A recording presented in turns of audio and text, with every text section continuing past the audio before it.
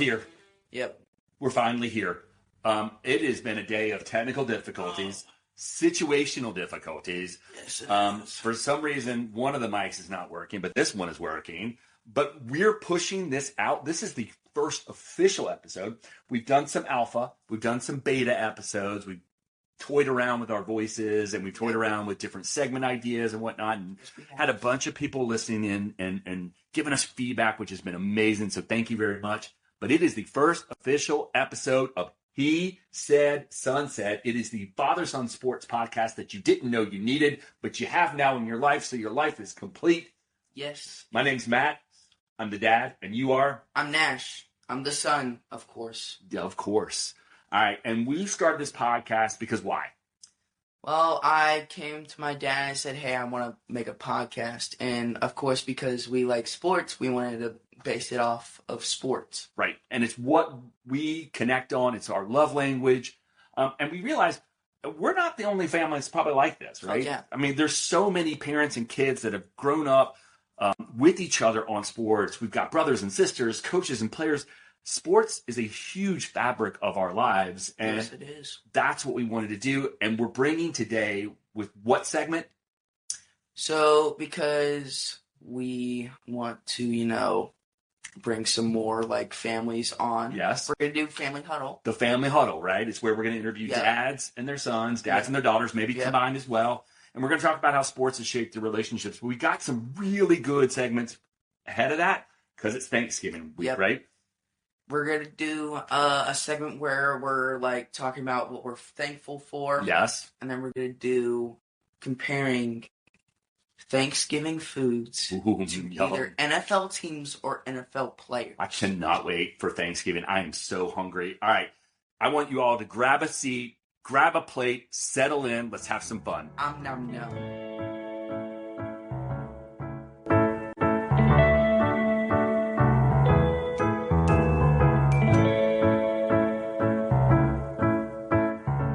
It is Thanksgiving week, like we've already discussed. Yes. And we are going to talk about right now what we are thankful for most. Nash, hit us off. What do you got? I got to say, I'm very thankful for my fantasy team. 8-4, first in our league. Y'all always thought I wasn't going to do nothing. Mm-hmm. Yeah, I know. First in the league. I can't say I'm thankful for my team right now. I think it's actually a little more emotionally damaging than anything else. I am thankful most for not only the food I'm getting ready to eat tomorrow, I am thankful that the Tar Heel football season is coming to an end. It's been so pitiful. It has been. I mean, I know we're going to have to hear more about it and Jordan and all that sort of stuff, but I don't even want to watch the product anymore. Let's just move on. All right? Yeah. All right, what else are you thankful for? I'm also thankful for Grace. She is in her crate in the background. She's finally quiet. She's whining. Well, she was whining. She's quiet now. Right. All right. But now she's quiet. So. All right. What else? Rico Dowdle. I'm very thankful for Rico Dowdle. I like that. I like that. I am thankful for the start of college basketball. Yep. I'm thankful for Caleb Wilson and what he's bringing. Yeah. That's right.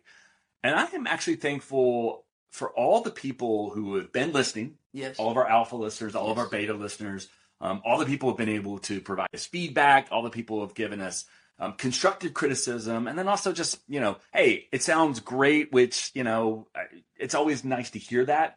I always doubt it, but it's really great to hear it. So, and I'm thankful for everybody else who might tomorrow on Thanksgiving Day or the day after, or when they're traveling home with their family, get up on Spotify, get up on Apple Podcasts, get up on YouTube, download, listen, and give us feedback, right? Yep. And mostly, I'm thankful for my son, and I'm thankful for this opportunity to do this with you. Jesus, I'm mushy. I will be mushy. I love you. I love you. Okay, say that for Valentine's Day.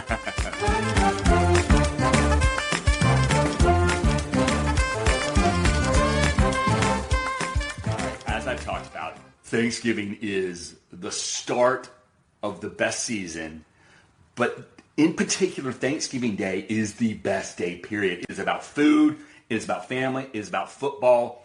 So I thought what we could take this next segment and take it into a different place is we take all the things that go on a Thanksgiving Day plate and compare them to NFL teams, right? All right. So what do you have to start with? What do you got? First, I got the Patriots. To me, they're turkey because they're the centerpiece right now. Oh, you're right. They've been the centerpiece for a long time. You are right on that one. Yeah. They weren't the centerpiece for a decent amount of time because, bad coaching, no offense to Belichick. But before that, they were leading with I love that comparison right now. All right, you knew I would have to bring these guys in here, man. It's my Eagles. I know. But I am equating them now to cranberry sauce. Ew, I hate cranberry sauce. That's just it. Cranberry sauce is bold, it's tangy, but it's completely polarizing because you either like it or you hate it. Eagles, cranberry sauce, lock it up. Ugh. Well, now I got the Colts as mashed potatoes. I can't wait for some mashed potatoes. I like that comparison. They're comforting and they're steady. Yes, they are. Just like the Colts running game. Right? And then you got that star. Yep. JT, that's that gravy. All right, my next one, I'm going to go with Bucks. I'm going to compare them to green bean casserole. It can look gourmet. You could make it look gourmet. But it also can crash hard, which is what they're doing right now. Lots of injuries. It's not been cooked well. Green Bay casserole, Bucks. I gotta say, Panthers or any kind of dinner roll. Yeah, I see that. I like the Hawaiian rolls, but if they are really underbaked, they appeal. I like Sister Schubert's, and you're right. If you underbake a Sister Schubert, nasty. And that's kind of what happens right now with the Panthers. All right, Steelers, ham. It's hearty, it's salty, and it's built for the tough guy appetite. All right, who you got next? I gotta say Packers. I'm gonna put that as mac and cheese, my favorite. As soon as I see mac and cheese, I scoop it in. That's not a shocker with the Packers. Cold weather classic. Yep. Okay, I like it. All right. You know what should never be on your Thanksgiving Day plate? Salad. Just like the Jets, nobody touches them. Technically, they're in the league. They're part of the spread. Yeah, but nobody should ever get excited about it. And then we're going to end it off with the Lions. A nice little pumpkin pie. A little dessert to end it off? It's a Thanksgiving tradition. They're always there. That's right. Oh, my gosh. Oh, I'm so hungry right now. I cannot wait. My stomach is growling. All right, so that's our plate. That is our Thanksgiving Day plate. That is our Thanksgiving Day comparisons. I think we need our listeners right now. Yeah. Tell us what you think belongs on a Thanksgiving Day plate. Hit us up on socials. I think maybe the funniest, the prettiest, or maybe even the more accurate descriptions, we'll talk about them in the next episode. Yeah. All right.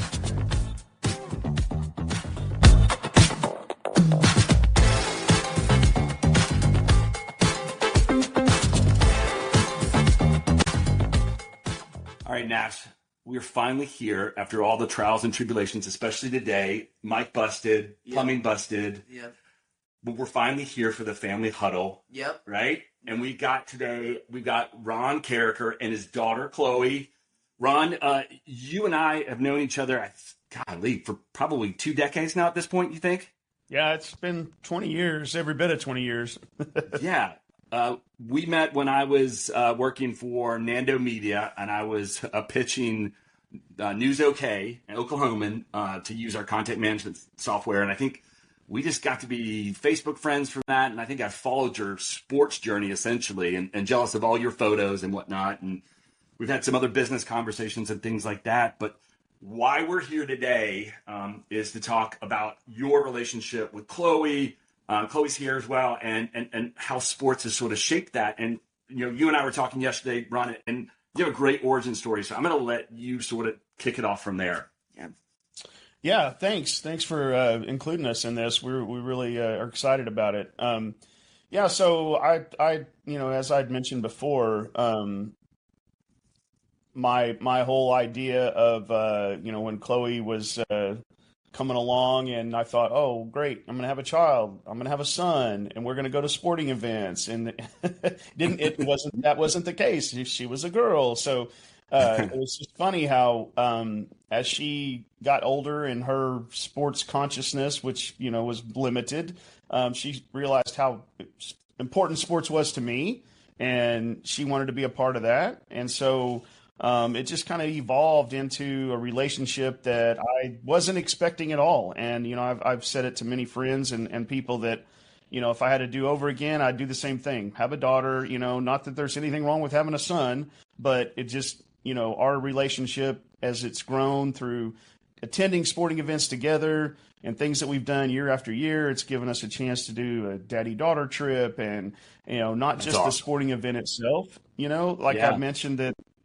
beyond sports, it's given us a chance to do things that she is passionate about, that she loves. And so it's just been a good, up to this point, it's been great, for us to be able to do this together year after year.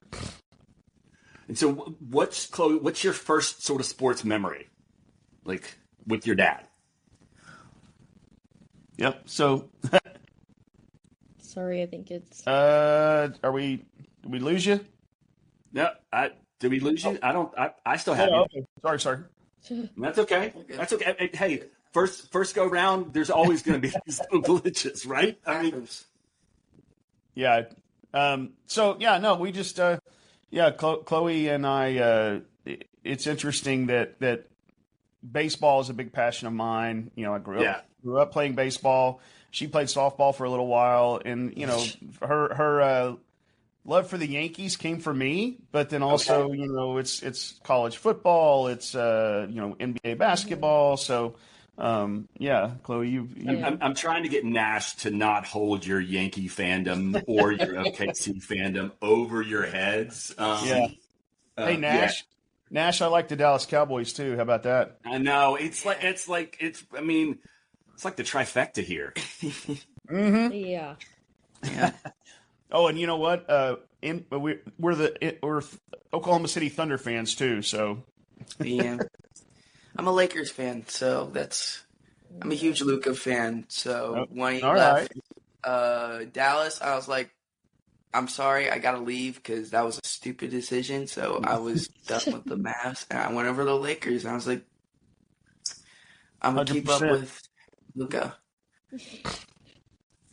So I'm gonna go back to my question. So Chloe, what's your first sports memory? Do you have one? Oh, probably honestly OU tailgates. When we were little, it used to be a lot bigger, but my dad claims that he was one of the first people to ever tailgate at OU games and stuff. And so all of his friends, we've always done a huge tailgate over by Campus Corner and stuff on OU campus. And I just remember being little, all his friends, and then their kids and stuff too. Loved hanging out with them. We just kind of did all the tailgate stuff, and then we would go into the game of OU games and all just the different college things, I guess. I don't know, it was super fun, but I'm trying to think of a Yankees memory. I think one of our first games that we went to might have been, what would you in Arlington, the Rangers game, maybe. Her mom made her a Yankees dress out of a T-shirt, out of an old T-shirt. You still have it? Maybe somewhere in stores or something. I'm not sure, but yeah, we would. I mean, it was either. I remember maybe not the Rangers, but I definitely remember. I think one of the first times I went to Kansas City Royals game, and being up in Kansas City and stuff, and it was just super fun. I loved kind of just getting to be in the stadium. I mean, I still kind of don't always understand baseball to the extent that other people do, but I don't know, I just enjoy getting to be there. It's fun to just kind of do something together and stuff, and also growing up an only child, it's kind of, I don't know, it's nice to have something special with both parents. I have some things that I have with my mom, and sports is kind of the thing that I have with my dad. And I'm pretty sure he's still disappointed I never really got into softball, but I never was the best. But yeah, it's always, he's always supported whatever sports I've done individually and stuff, but it's always been nice just to have something together that we're both able to enjoy. Yeah, I love that. Hey, Ron, when we were talking about something, you have this really great story when Chloe was super young and about being in the den. Can you take us through that? That's funny, just because I could just see her doing that. Oh yeah, we're in the room right now. This is like my man cave, our den, and I've got all my baseball memorabilia, pictures on the wall, everything that we're doing, So, and I was very protective of my nostalgia, all my collectibles and stuff. So when she was small, she always wanted to be around me when I'm watching the game or what's going on. It was early in the season. It was like close to opening day, like really early, and the Yankees, had started. And she wanted to eat and watch the game with me. And I said, well, you've got to finish your food first. You're not going to come in here with your food. And she's like, oh, okay. So I'm sitting in my chair, and I turn around, and she's in the doorway from the dining room to my room with a bar stool and a little table, and she's got her food sitting on it outside of my room, but right on the edge. And I turn around and look at her, and she said, I'm not in your room. So she wanted to be close. She wanted to be a part of it so she could see the TV, so she could be hanging out with me. And I just thought, that was kind of sums up the whole, do you really want to hang out with your dad? And then, as the years have gone on, it's been really exciting. Her senior year of high school, I think it was, your junior year, senior year, as she got older, I kept thinking, do you still want to do these baseball trips? Do you still want to do this with your dad every year? And, I figured once she's, into high school, maybe that's not going to happen. And she's like, yeah, no, I still want to. And so I think it was maybe her senior year. I said, well, let's do spring training. Let's go to Florida. Yeah. And let's do a road trip. And I'm like, holy crap. You realize how far away that is? She's like, yeah. And I'm like, so I grew up, and Matt, I think you've told me this too, get in the car and your family vacation, you go take off, so. Well, you didn't want to pay for a flight. That's why we drove. I was like. No, we were always in the family truckster. We never, right. It wasn't until later that we flew places, but Dad Exactly. and Mom always put us in the station wagon. I think we were always facing backwards, not very safe. Me too. There's core memories. They stick with you, and they become and shape who you are later. So that was a great trip. We did that. I mean, we drove, spent almost a week together driving and we went through Memphis, then we went through Atlanta and Savannah. We went to the Savannah Bananas ballpark. We didn't see them play, but we drove through there, and then that's cool. Ended up doing a couple of days at Disney World, and then we did spring training, so we made a trip of it. And that, those are the things, like I just feel like it's been more than sports for us. It's been, bonding and like I said, just the time together has been a lot. So it's something that, I'll always cherish and hope she'll always want to do. So. Yeah, that's great. So there's another thing I wanted to ask. So me and my dad, we have a little bit of a thing that we like to do, and is yell at the TV. Yeah, we yell at the TV because they can hear it, right? Of course. They can definitely hear us. Who's more likely to yell at the TV, usually? We both don't really. I mean, yeah, we're pretty good about that together. It's funny, it's funny that when Chloe was younger, she was a little bit more prone to be vocal. She mentioned the Kansas City, first time we ever went to see the Royals play. She was probably 7 or 8, and she didn't understand when the Yankees did something good, the Royals fans were cheering. And this is back when the Royals were not very good. And She looked at me and she said, why are they clapping for us? And I said, well, that's just courtesy. That's like nice. That's respect because it's the Yankees. And she's like, do I have to cheer for them? And I go, no. She's like, well, can I golf clap for them? I said, yeah. So she stood up and literally did the golf clap, and there was some college kids behind us, and they were rolling in their seat. They thought, what in the world? This little girl is taunting our team, golf clapping for him. So she's pretty good about talking some smack. So, but the TV, I think, both of us are probably pretty equal in it when it comes to that. We more yell in person, I think, rather than the TV. I can see that. Yeah. So on that sort of same vein of things, like, do you guys have superstitions? Because I just posted today on Instagram. I washed my Saquon Barkley jersey because I needed to get the stench of the Cowboys loss, the loss to the Cowboys off. And I did that. I didn't watch it all last season. Then they won the Super Bowl, and then when they lost their first game this season, I watched it. So do you have superstitions like that? That's nasty. Do you have anything that you're like? I don't know if Chloe's as much obviously as me. Baseball people are very superstitious about stuff. I grew up that way with the same kind of got to wear the same socks, got to wear the same hat or something. But I don't know if Chloe is that much about it. I don't know. No, which is weird because I have ADHD and OCD. So she's got issues about other things, but not sports so much. Nash, are you superstitious about stuff? I mean that. I'm not really, but my dad is definitely during the Final Four run for the Tar Heels. Yes. Oh my he gosh. was nuts about where we had to sit. Yeah, everybody had an assigned seat, and it really became tricky when different people would come into the mix, and I'd have to sort of figure out the mojo and the vibe of the room, and is that spot working for this? But there were there were 2 or 3 people that were allowed to row. It was Nate. Yeah. It was Emma. And it was Ryan. All 3 of those guys. You could pick wherever you wanted to be, but everybody else had to have a seat. It didn't work. But yeah, it was fun. I mean, because we started talking smack about us being up 16.5. Yeah, it wasn't the best. So yeah, that's funny you say that. Chloe probably doesn't know as much of my superstition because mine's more become just like a routine, right? So we tailgate the same area. I have the same season tickets for OU. We do the same kind of stuff when we go travel for baseball. Like it's ingrained in me to be superstitious, but I don't know that she even recognizes that. It's just kind of that's how it is, sort of thing, All right, hey guys, I'm gonna have to stop for a second. I think the plumber needs to ask me a question, and then I'm gonna stop recording, and then we're gonna start right back up. So give me 2 seconds.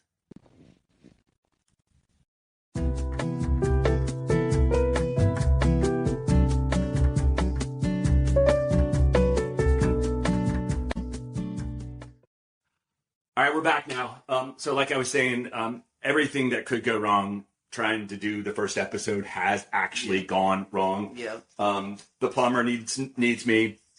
We got 2 big old Goldens in this room panting and huffing because the pest guy showed up outside. And that's got them all in a tizzy. So we'll see what's going on. And you know what? It's fine.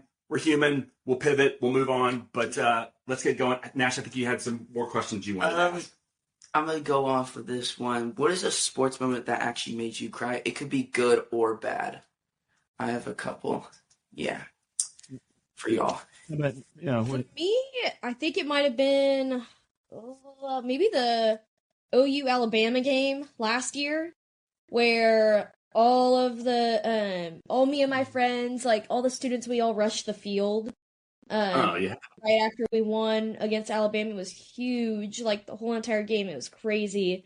And just we all got to be on the field and stuff. I have pictures of us laying in like the end zone and stuff. So, I mean, Chloe, I've got a question on that because I've never stormed the field. I've never had an opportunity to storm a field. But I'm I've got mixed feelings on it because of how I saw FSU guys get just bombarded by Virginia. But what was the feeling like? And was there ever a moment where you're like, I shouldn't be doing this or I could get hurt? Well, hold on. Let me interject for 1 second before Chloe talks. To be fair, we don't storm the field a lot in Norman. We win games we're supposed to win. That game we weren't supposed to win, right? So we're not used to doing that. My seats are in the north end zone where my season tickets are. Chloe, now that she's a student at OU, she sits with her friends in the student section. But that year I was in the north end zone though. I just you were in the corner. Yeah, I was in front of you though. Yeah. So she's been sitting with her friends. Well, we text back and forth during the game, right? Right. What happened was in that game, I don't know if you guys might not have seen it or remember it, but the students stormed the field before the game was over. And I'm texting Chloe going, what are you doing? And she's like, so the game had not ended. They had to get the students off the field to finish the game. So oh my God. She comes back and I'm texting her and like, actually, you didn't go out the first time, did you? Did other people did? Well, it just was like, I mean, I was maybe 20 rows up on the bleachers, and everyone in the student section is pushing each other down and stuff. We're all trying to go to the same place. But what's weird about that area is that there's a giant rail and then a cement drop off that's like maybe 5 or 6 feet down from the field. So everyone had to like jump over that, and I remember I was getting pushed left and right. Like I mean, it wasn't my favorite in the world, but it was nice when you finally got down there. Yeah. But like getting there was like pretty terrifying, especially because I'm 5 feet tall and You're not 5 feet tall. yes, I Well, you would, you would bounce. But if you fell, you would probably bounce, right? I mean, you're compact. You can sort of rock and roll. Like, I'm 6 foot. I'm 5 No, I was going to say to to Nash's question, about crying. Like for her, I mean, that's like you said, Matt. What's it feel like to rush the field? I mean, that's not something that kids get to do every year. That's not something that everybody has the experience. I've never done it, but it was fun for me to know she was rushing the field with her friends. She's in college. So I stood up there and watched them rush the field. And like I said, we don't do that. I've never seen the field get rushed in Norman before. So it was emotional for me. I don't know that I had tears, but it was something that I'm really glad I was here to get to watch her experience that. So, yeah. That's really cool. Yeah. Another one for a question. What's a favorite athlete that y'all like to root for together? mostly Yankees. Yeah, it's got to be Aaron Judge. That's good. We were big Anthony Volpe. Yeah, so fan Chloe had awareness of Derek Jeter early on, so she had a chance to watch him, and then that evolved into just really, Aaron Judge now, obviously, but we went to spring training that one year, a couple years ago, and Anthony Volpe was a rookie at the time and had not actually been called up yet, I don't think, and she's on Instagram looking him up. Is he single? Is he? I'm like, okay, hold on. This completely changed, dynamics of let's have a favorite player. I'm like, listen, he lives in New Jersey. Like, you're not going to be like buddies on Instagram with him. What are we doing here? You never know.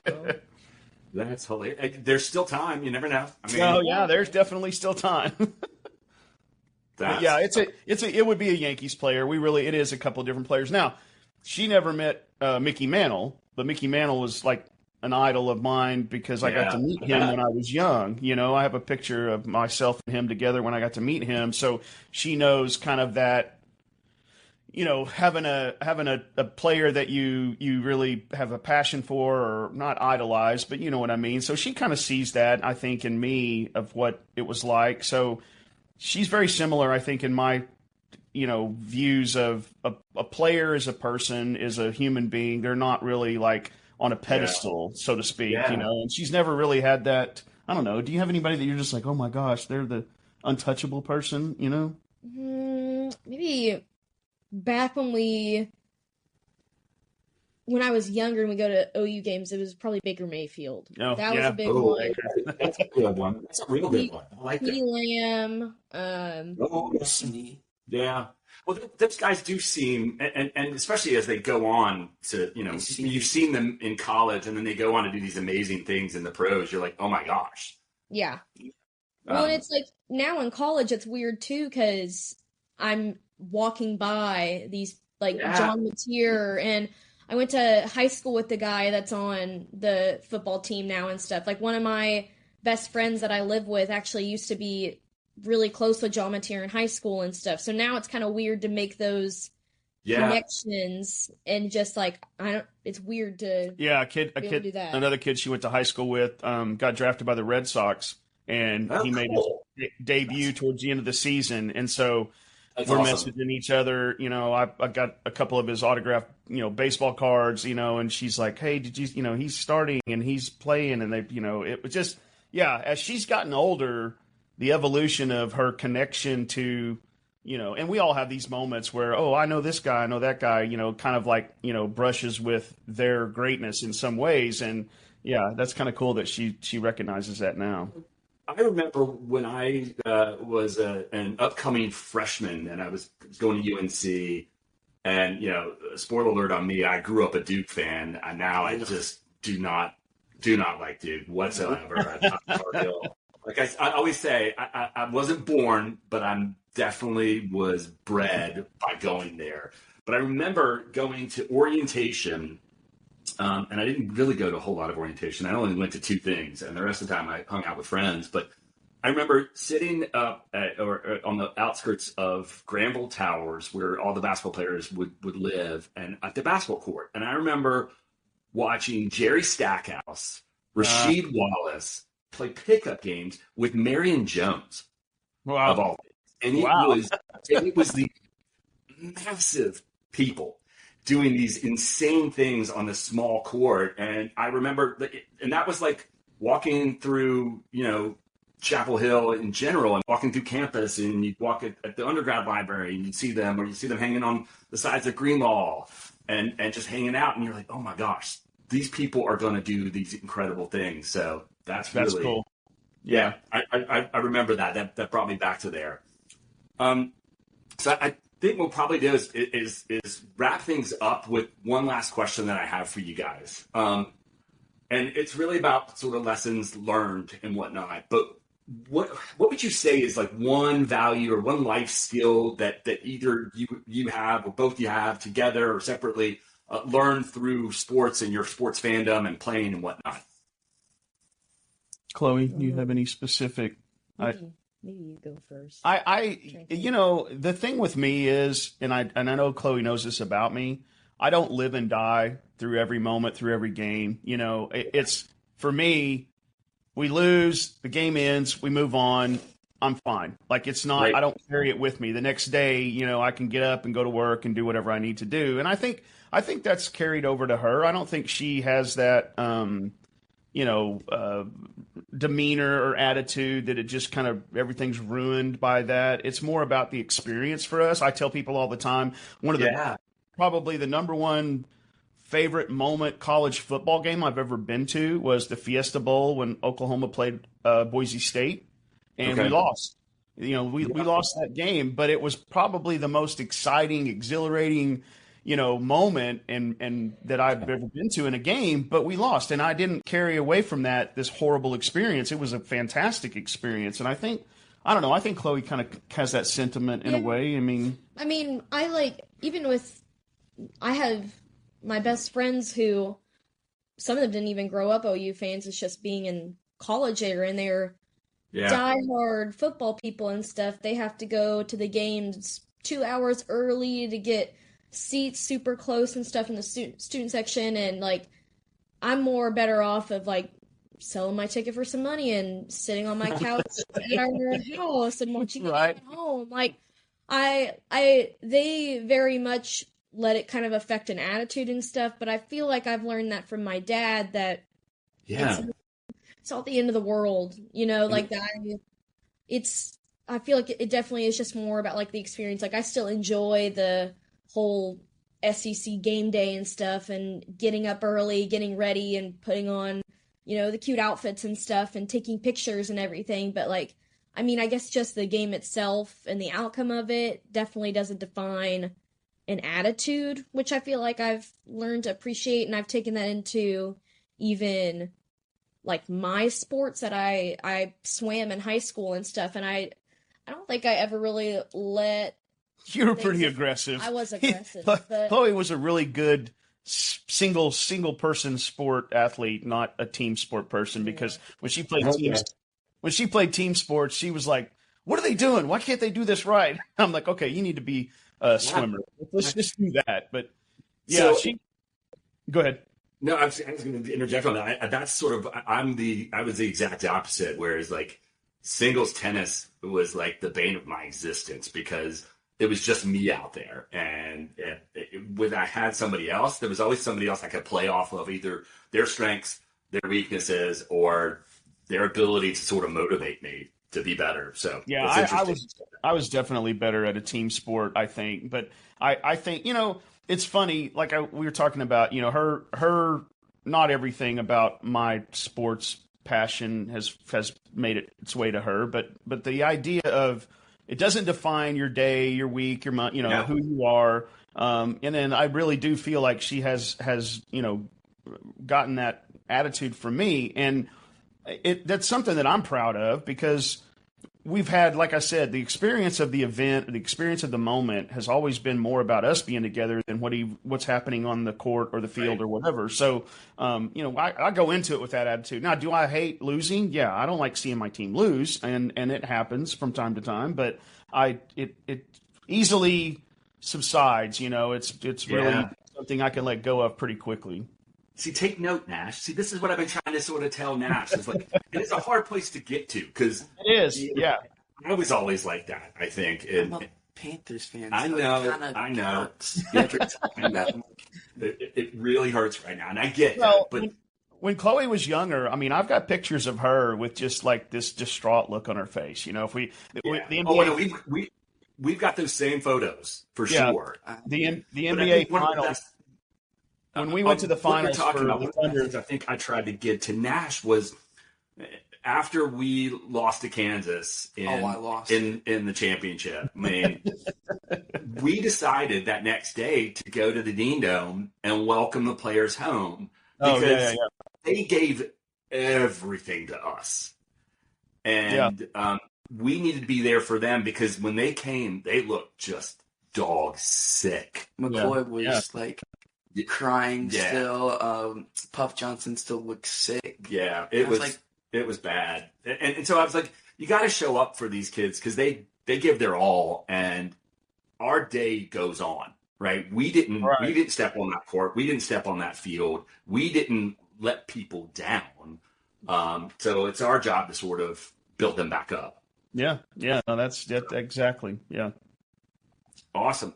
Well, this has been an amazing experience for the first time, even with stuff going wrong. The plumber just left. I have no idea where the plumber went. So we're going to have to track him down. The dogs are finally... He'll find you when it's time to pay he will. Bill. He totally will find me. No joke. But thank you guys. Thank you, Chloe. Thank you, Ron, for being a part of the first ever Family Huddle as part of He Said Sunset. And we're excited to get this pushed out. And we'll have you back for the anniversary, maybe. Awesome. Yeah, well, we love this. This is really fun. Thanks for having us. Yeah. Well, you guys have a wonderful Thanksgiving. You too. You guys too. All right. Bye. Bye.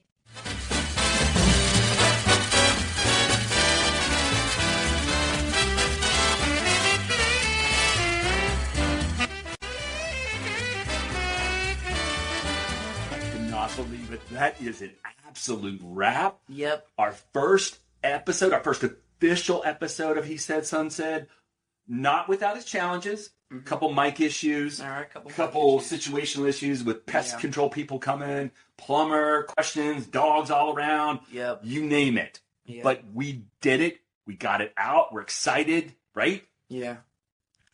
I'm very, very excited. And if you are thankful for this show, follow us, drop a rating, and tag us with your Thanksgiving plate. Yes, please do that. We will see you guys all next week. And until that, stay thankful, stay full, and stay fired up. We'll see you soon. Bye. Bye.